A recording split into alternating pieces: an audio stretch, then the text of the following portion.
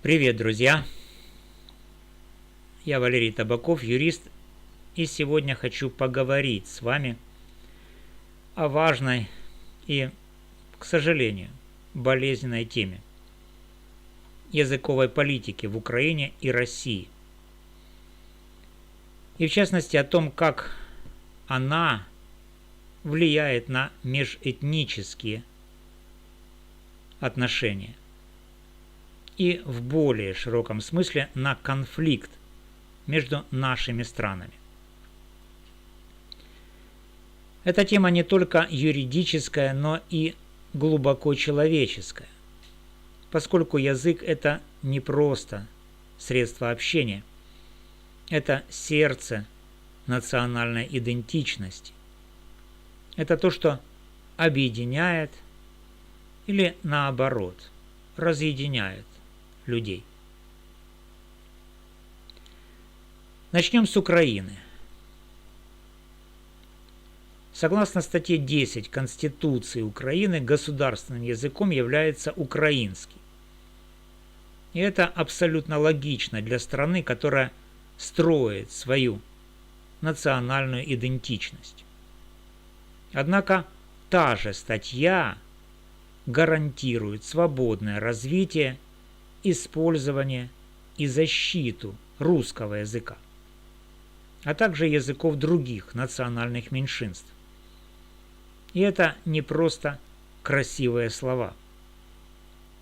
Это юридическая норма, подкрепленная международными обязательствами Украины. Украина ратифицировала Европейскую хартию региональных языков или языков меньшинств в 2003 году, что обязывает государство поддерживать использование русского языка там, где он является языком значительной части населения.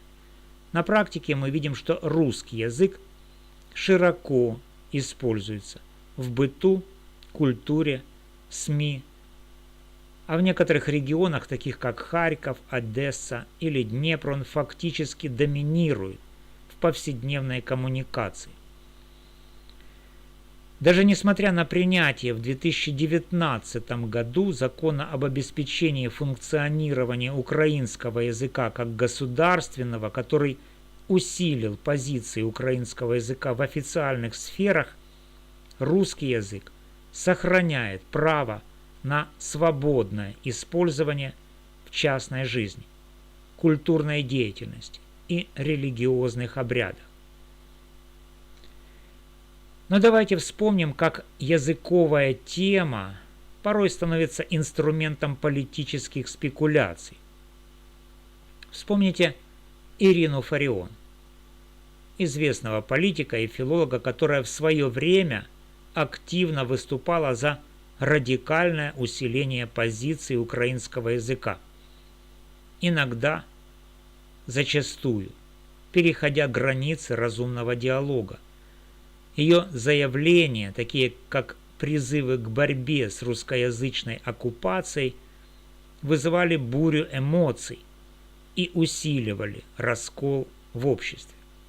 Это пример того, как язык может стать не мостом, а барьером между людьми. Или возьмем Андрея Парубия, бывшего спикера Верховной Рады, который также активно продвигал украинизацию, порой игнорируя права русскоязычных граждан. Его риторика, направленная на укрепление украинской идентичности, иногда воспринималась как давление на тех, кто считает русский язык родным. Это создавало ощущение неравенства, особенно в восточных регионах Украины. Тем не менее, несмотря на такие эпизоды, юридически русский язык в Украине защищен. Это важно подчеркнуть. Русскоязычные граждане имеют право говорить, писать, творить и молиться на русском языке. И это соответствует международным стандартам, закрепленным в рамочной конвенции Совета Европы о защите национальных меньшинств и Международном пакте о гражданских и политических правах. Теперь обратимся к России. Здесь ситуация кардинально иная. Согласно статье 68 Конституции Российской Федерации, государственным языком является русский, а республики в составе РФ могут устанавливать свои государственные языки. Но что с украинским языком? В России, по данным переписи 2010 года, проживает около 2 миллионов этнических украинцев. Это 1,4% населения. Это значительная община. Но украинский язык не имеет никакого официального статуса. Даже в регионах компактного проживания украинцев, таких как Краснодарский край или Тюменская область. Федеральный закон о государственном языке Российской Федерации 2005 года регулирует использование русского языка, но практически не предоставляет гарантий для языков национальных меньшинств, включая украинский. В отличие от Украины, Россия не ратифицировала Европейскую хартию региональных языков или языков меньшинств, что освобождает ее от международных обязательств по защите украинского языка. В результате украинский язык в России остается в положении языка меньшинства без законодательной поддержки. Его использование в образовании, СМИ или культурной сфере зависит от местных инициатив, которые часто сталкиваются с бюрократическими и политическими препятствиями. Представьте, как это воспринимается этническими украинцами в России. Они видят, что их язык, их культура, их идентичность не имеют тех же прав, которые русский язык имеет в Украине. Это создает ощущение несправедливости, дискриминации, а иногда и культурной ассимиляции. И это не просто эмоции, это нарушение принципа равноправия, закрепленного в таких документах, как Всеобщая декларация прав человека, статья 2, и Международный пакт о гражданских и политических правах, статья 27. Этот дисбаланс не просто юридическая проблема. Это катализатор межэтнической и межгосударственной напряженности. Вспомните предвыборный лозунг Петра Порошенко в 2014 году. Армия, мова, віра. Армия, язык, вера. Этот лозунг был призван укрепить украинскую идентичность, но для многих русскоязычных граждан он звучал как сигнал, что их язык и культура могут быть отодвинуты на второй план. В то же время в России отсутствие поддержки украинского языка воспринимается как попытка стереть украинскую идентичность, что усиливает антироссийские настроения среди украинцев, как в России, так и за ее пределами. Языковая политика стала инструментом политического давления. Вспомните, как риторика Фарион или Порубия использовалась в информационных войнах для разжигания конфликта. А в России отсутствие законодательной защиты украинского языка воспринимается как часть более широкой политики культурного подавления. Это создает замкнутый круг.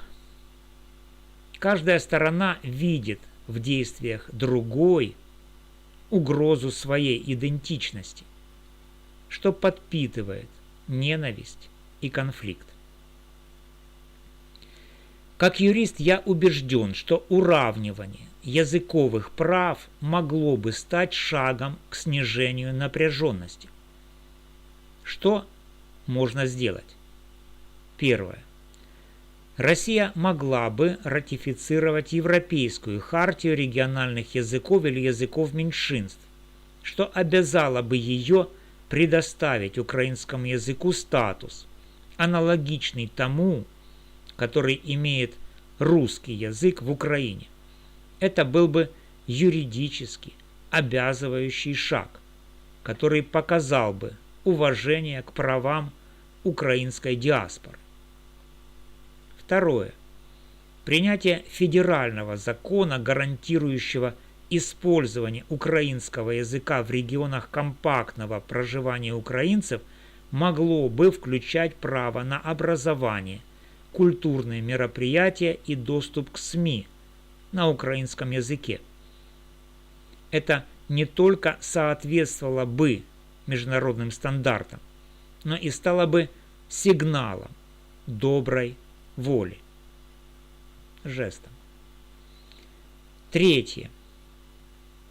Украина и Россия могли бы работать над соглашением о взаимной защите языковых прав меньшинств.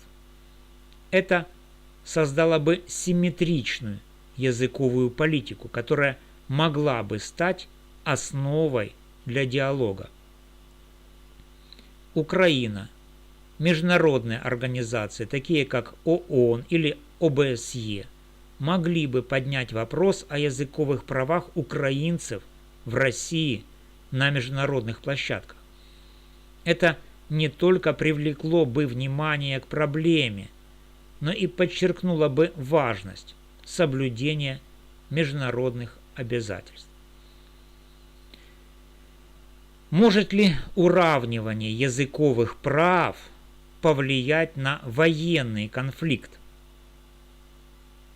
Я верю, что да. Язык – это не просто слова. Это символ идентичности. Когда люди видят, что их язык уважают, они чувствуют себя услышанными, их человеческое достоинство признается.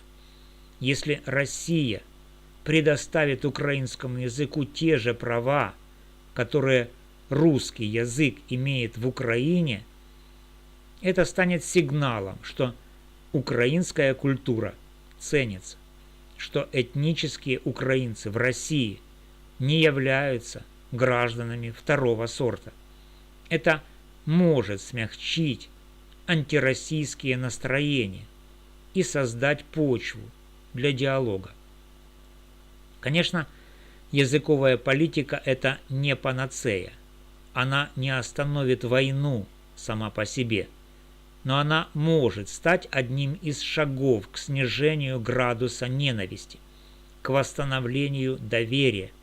Ведь в основе любого конфликта лежат не только геополитические интересы, но и человеческие эмоции, обида, страх, чувство несправедливости. И мы, как юристы, как граждане, как люди, должны искать пути, чтобы эти эмоции не разрушали, а созидали. Друзья, языковая политика – это не абстрактная юридическая материя. Это вопрос справедливости, уважения и мира. Сегодня мы видим, как неравноправие языков подпитывает недоверие и вражду. Но я верю, что решение есть. Уравнивание прав русского языка в Украине и украинского языка в России – это не утопия. Это реальный шаг, который может быть подкреплен юридическими механизмами.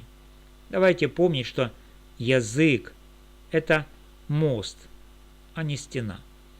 Если мы хотим мира, мы должны строить эти мосты вместе.